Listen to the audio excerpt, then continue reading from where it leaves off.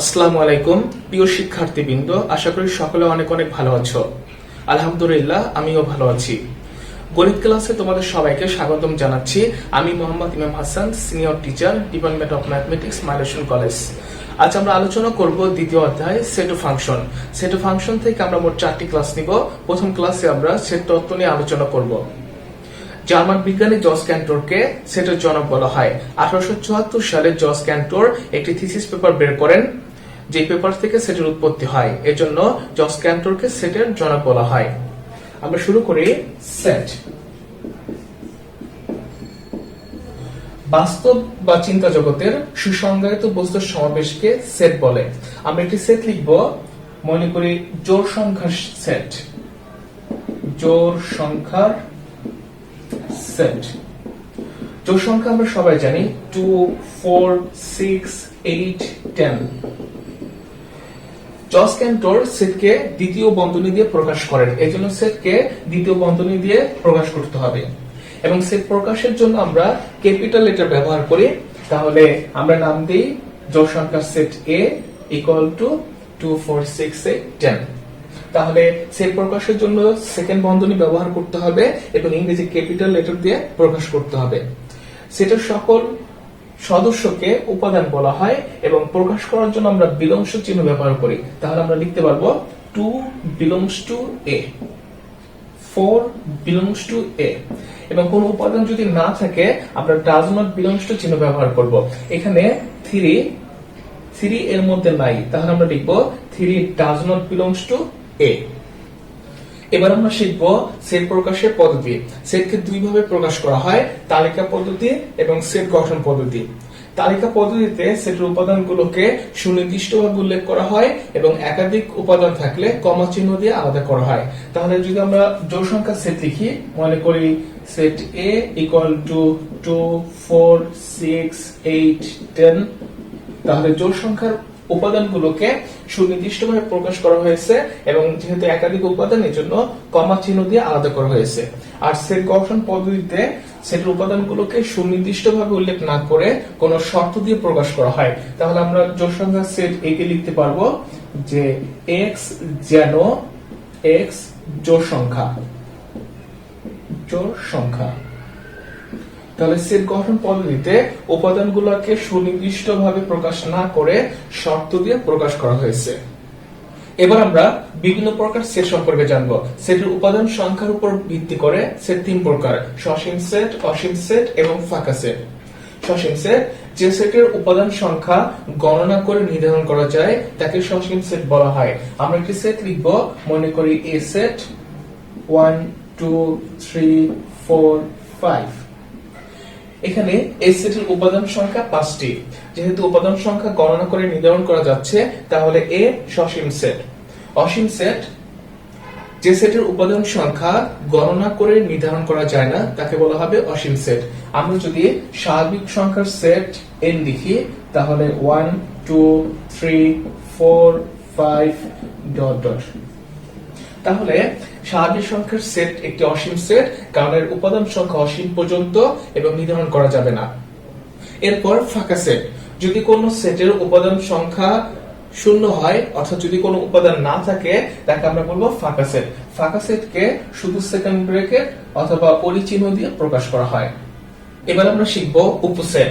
কোন সেট থেকে যতগুলো সেট গঠন করা যায় ওই সেটগুলোকে বলা হবে সেটটির উপসেট।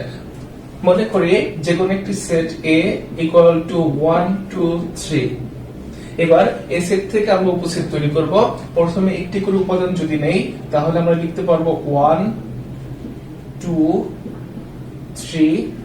এবার দুইটি করে উপাদান নিব, তাহলে 1, 2, 1, 3, 2, 3। এবার তিনটি করে উপাদান নিব, তাহলে 1, 2, 3। এবার একটি উপাদান নিব না, তাহলে ফাঁকা সেট। তাহলে সেটগুলোকে এই সেটের উপসেট বলা হবে। আর উপসেট প্রকাশ করার জন্য আমরা সাবসেট চিহ্ন ব্যবহার করব। আমরা যদি 1, 2 সেটটিকে B দিয়ে প্রকাশ করি, তাহলে লিখতে পারবো B সাবসেট অফ A। এবার আমরা শিখব প্রকৃত ও অপ্রকৃত উপসেট।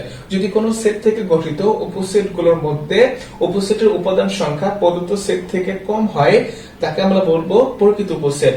এখানে উপসেটগুলোর মধ্যে 1 2 3 সেটটি প্রদত্ত সেটের সমান, এজন্য 1 2 3 সেটটিকে বলা হবে অপ্রকৃত উপসেট। অপ্রকৃত উপসেট এবং বাকি সবগুলো সেটকে বলা হবে প্রকৃত উপসেট। এবার 1 2 সেটটিকে আমরা যদি বি দিয়ে প্রকাশ করি, এখানে 1 2 সেটটি এই সেটের একটি প্রকৃত উপসেট। প্রকৃত উপসেট প্রকাশ করার জন্য আমরা লিখব বি সাবসেট অফ এ অথবা বি প্রপার সাবসেট অফ এ। সাধারণত তোমাদের বইতে প্রথম ভাবে প্রকাশ করা হয়েছে। এবার আমরা শিখব শক্তি সেট। কোন একটি সেটের সকল উপসেট নিয়ে যে সেট তৈরি করা হবে তাকে বলা হবে ওই সেটটির শক্তি সেট। আমরা যদি একটি সেট লিখি ইকুয়াল টু 1 2 3, তাহলে এই সেটের সবগুলো উপসেট হবে 1 2 3 1 2 1 3 2 3 1 2 3 এবং ফাঁকা সেট। এবার এই সেটের সকল উপসেটকে আমরা যদি একটি সেটের মধ্যে নিয়ে নেই, তাহলে গঠিত সেটটিকে বলা হবে এই সেটের শক্তি সেট অথবা পাওয়ার সেট, যাকে আমরা পি অফ এ দিয়ে প্রকাশ করব। এবার আমরা এমসিকিউর জন্য কিছু ফর্মুলা শিখব। কোন সেটের উপাদান সংখ্যা n হলে সেটটির উপসেট সংখ্যা হবে 2 টু দি পাওয়ার nt। এখানে এই সেটের উপাদান সংখ্যা 3টি আর এই সেটের উপাদান সংখ্যা 1 2 3 4 5 6 7 8 8টি। এই 8 কে লেখা যাবে 2 কিউব।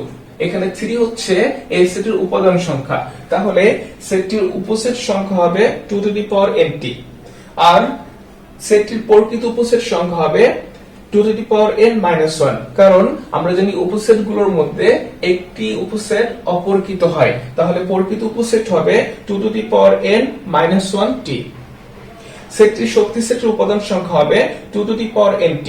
আমরা জানি শক্তি সেট গঠিত হয় সকল উপসেট দিয়ে, তাহলে উপসেটের সংখ্যা এবং শক্তি সেটের উপাদান সংখ্যা সমান হবে। এবার আমরা শিখব সেটের সমতা। মনে করি একটি সেট যার উপাদান 3 5 এবং বি আর একটি সেট যার উপাদান 5 3। এখানে এ সেট এবং বি সেট দুটি সেটের উপাদান সেম, এর জন্য আমরা বলবো A equal to B। এখানে লক্ষণীয় যে A equal to B হবে যদিও কেবল যদি A সাবসেট অফ B এবং B সাবসেট অফ A হয়। এবার আমরা শিখব সেটের অন্তর। মনে করি A যে কোনো একটি সেট যার উপাদান 1 2 3 4 5 এবং B আর একটি সেট যার উপাদান 2 4 6।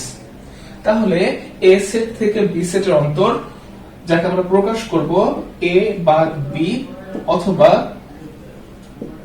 এ বাদ বি, এবং আমরা লিখব এর মান 1 2 3 4 5 বাদ, এখানে মাইনাস চিহ্নকে বাদ বলতে হবে, এ বাদ বি, বির ভ্যালু 2 4 6। এখন সেটের অন্তর বের করার নিয়ম হচ্ছে প্রথম সেট থেকে দ্বিতীয় সেটের কমন উপাদানগুলোকে বাদ দিতে হবে। এখানে 2 2 কমন, 4 4 কমন, তাহলে আমরা পাবো 1 3 5। অর্থাৎ প্রথম সেট থেকে দ্বিতীয় সেটের কমন উপাদানগুলোকে বাদ দিলে আমরা যা পাবো তাই হবে সেটের অন্তর। এবার আমরা শিখব সার্বিক সেট। আলোচনাধীন সকল সেট যদি কোনো একটি নির্দিষ্ট সেটের উপসেট হয় তাহলে ওই সেটটিকে বলা হবে সার্বিক সেট। আমরা যে কোনো একটি সেট লিখি, মনে করি A equal to 1 3 5, B আর একটি সেট যার উপাদান 2 4, C আর একটি সেট যার উপাদান 3 এবং U একটি সেট যার উপাদান 1 2 3 4 5 6। এখানে A B এবং C প্রত্যেকটি সেট U সেটের এক একটি উপসেট, তাহলে A B এবং C সেটের সাপেক্ষে U একটি সার্বিক সেট। সার্বিক সেটকে ইউ দিয়ে প্রকাশ করা হয়। এরপর আমরা শিখব পূরক সেট। মনে করি এ যে কোনো একটি সেট যার উপাদান 1 3 5 এবং সার্বিক সেট ইউ যার উপাদান 1 2 3 4 5। এখন এ সেটের পূরক সেটকে এ প্রাইম অথবা এ কমপ্লিমেন্ট দিয়ে প্রকাশ করা হবে এবং এ কমপ্লিমেন্টের ভ্যালু হবে ইউ বাদ এ। আমরা যদি ইউ সেটটি লিখি অর্থাৎ 1 2 3 4 5 বাদ এ সেট অর্থাৎ 1 3 5। এবার আমরা সেটের অন্তর সময় বের করতে পারি। কমন উপাদান হচ্ছে 1 3 5, তাহলে 1 3 5 বাদ দিলে আমরা পাবো 2 4। এখানে 2 4 সেটটিকে বলা হবে এ সেটের পূরক সেট। এরপর আমরা শিখব সংযোগ সেট বা ইউনিয়ন সেট।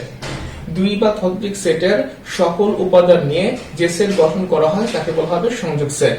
মনে করি এ একটি সেট যার উপাদান 1 2 3 এবং বি আর একটি সেট যার উপাদান 3 4 5। তাহলে এ এবং বি সেটের সংযোগ সেটকে এ ইউনিয়ন বি দিয়ে প্রকাশ করা হবে। আমরা মান বসাবো, এর ভ্যালু 1 2 3 ইউনিয়ন বি এর ভ্যালু 3 4 5। তাহলে ইউনিয়ন করলে সকল উপাদান নিতে হবে, আমরা পাবো 1 2 3 4 5। অর্থাৎ দুইটি সেটের বা ততোধিক সেটের সকল উপাদান নিয়ে যে সেট গঠিত হয় তাকে বলা হবে সেট দুটির সংযোগ সেট। এরপর আমরা শিখব সেট সেট বা ইন্টারসেকশন অফ সেটস।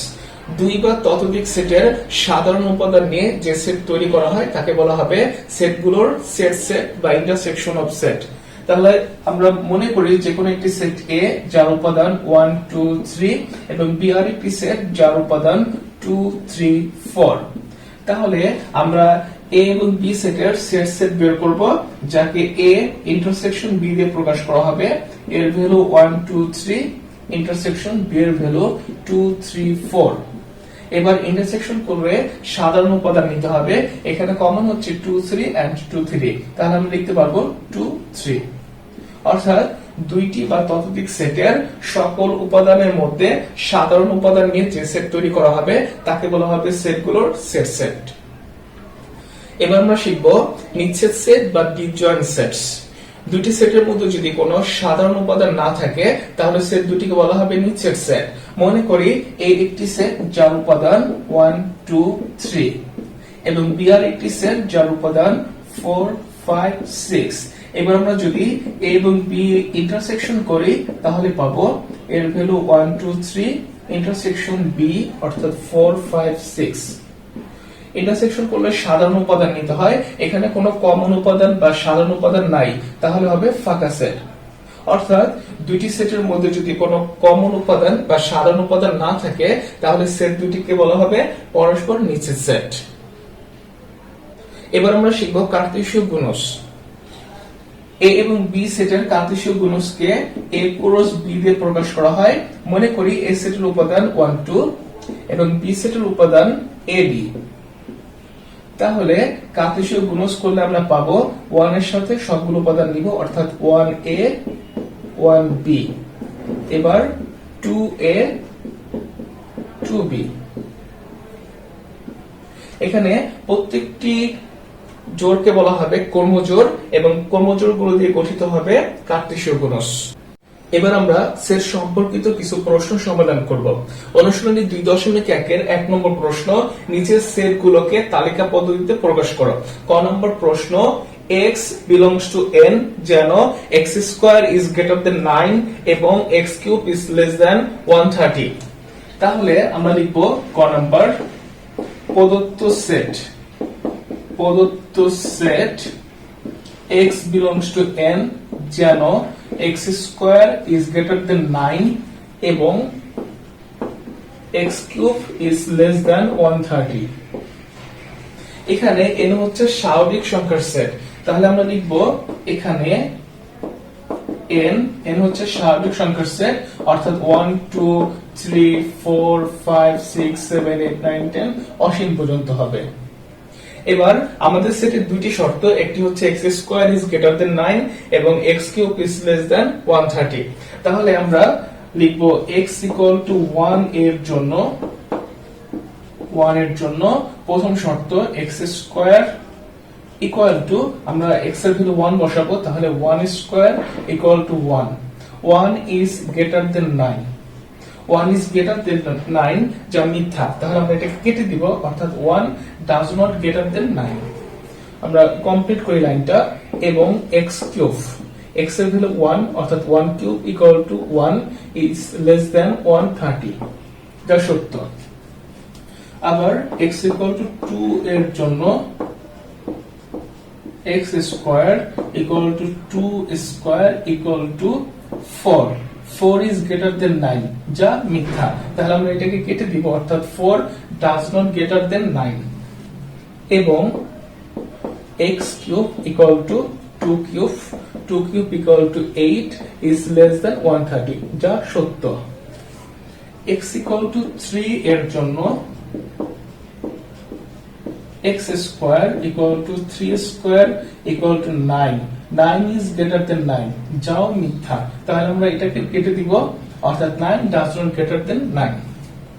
এবং x cube equal to 3 cube equal to 27 is less than 130 যা সত্য।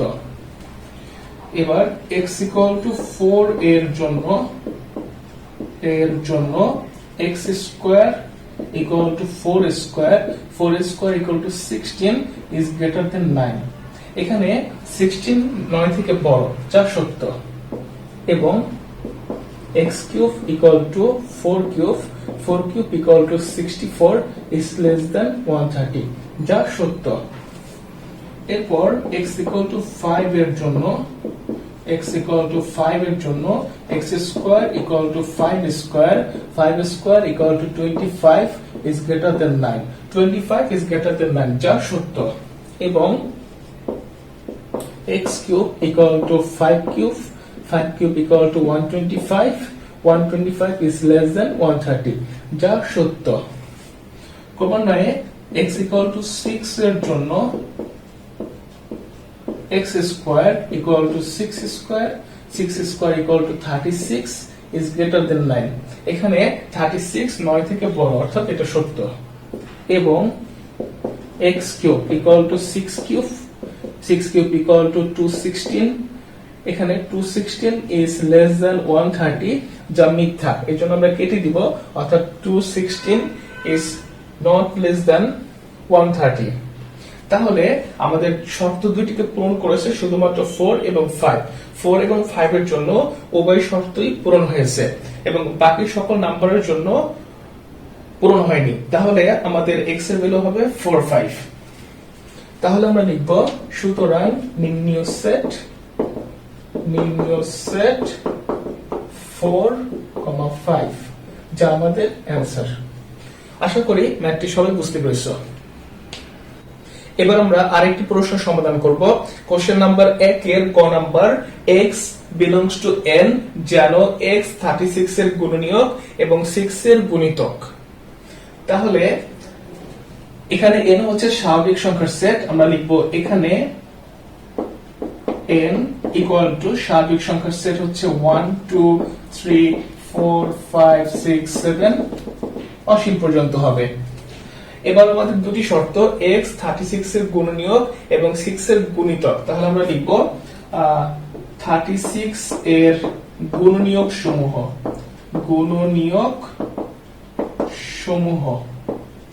এখন আমরা গুণনীয়ক বের করব। গুণনীয়ক তোমরা সবাই বের করতে পারো। আমরা একটু রাফ করি।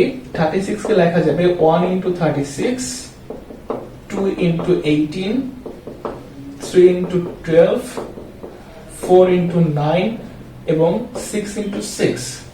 অর্থাৎ 36 এর গুণনীয়ক গুলো হচ্ছে 1 2 3 4 6 9 12 18 এবং 36। আমাদের সেকেন্ড শর্ত হচ্ছে 6 এর গুণিতক। তাহলে আমরা লিখব 6 এর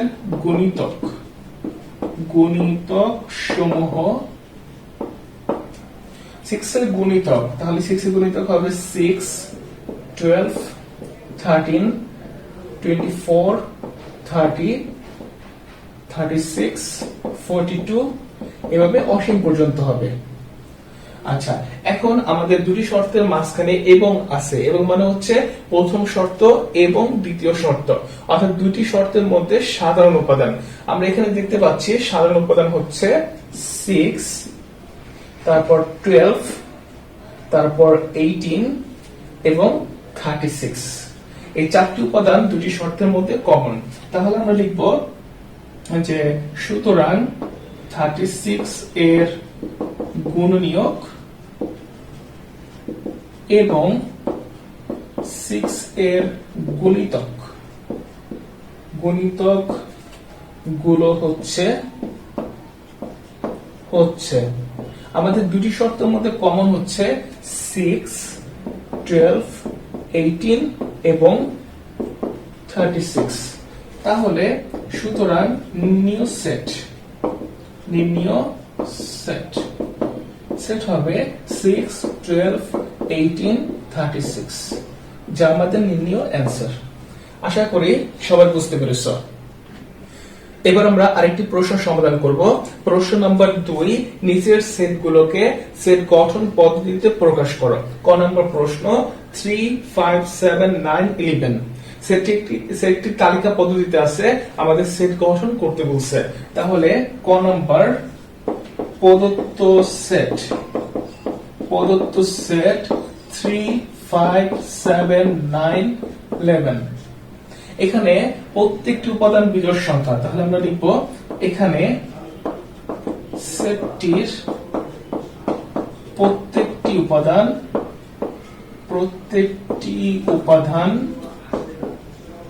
বিজোড় সংখ্যা।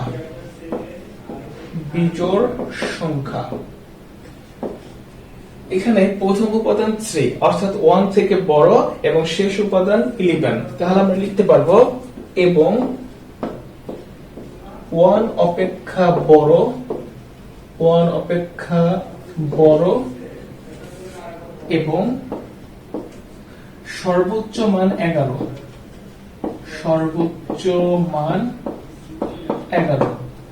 তাহলে আমরা লিখব সুতরাং নির্ণীয় সেট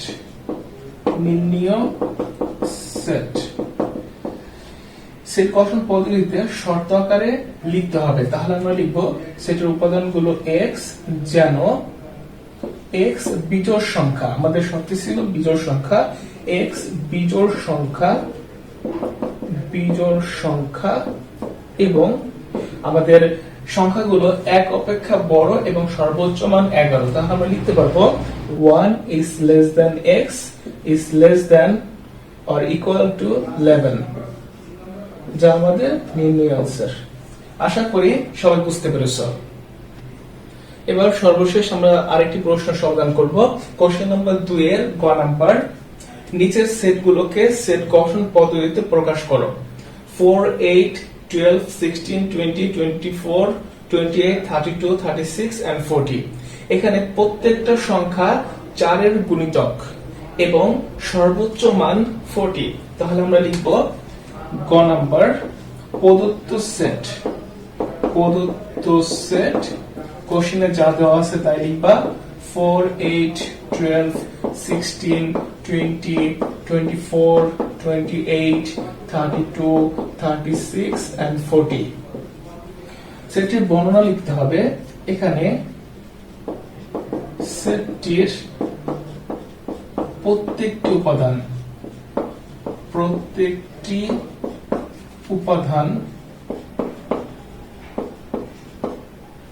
4 এর গুণিতক, 4 এর গুণিতক এবং সর্বোচ্চ মান 40 এবং সর্বোচ্চ মান 40। তাহলে আমরা অ্যান্সার লিখে দিব নির্ণীয় সেট হবে x, যেন x 4 এর গুণিতক এবং এখানে সর্বোচ্চ মান হচ্ছে 40। তাহলে x less than or equal to 40, যা আমাদের অ্যান্সার। আশা করি ম্যাথটি সবাই বুঝতে পেরেছো। আশা করি আজকের ক্লাসটি সবাই বুঝতে পেরেছো। যদি কোনো প্রবলেম থাকে ক্লাস টিচারকে জানাও। সবাই ভালো থাকবে। আল্লাহ হাফেজ।